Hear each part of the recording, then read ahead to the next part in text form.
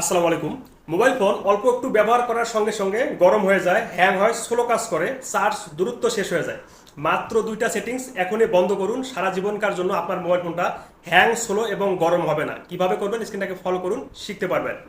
তো কিভাবে করবেন, আপনাদের মোবাইল ফোনটা যে কোনো কোম্পানির হোক না কেন, প্রত্যেকটা মোবাইল ফোনে এই যে সেটিংসের একটা আইকন কিন্তু দেওয়া থাকে, এটা খুঁজে বের করে ওপেন করবেন। দেন এখানে যে একটা সার্চ বার আছে, দেখুন এই সার্চ বারে আপনারা শুধু লিখবেন স্ক্যানিং। স্ক্যানিং লিখে আপনারা সার্চ করবেন, লেখাটা ভালো করে দেখে নিন। তারপর দেখতে পারবেন অনেকগুলো অপশন চলে আসবে।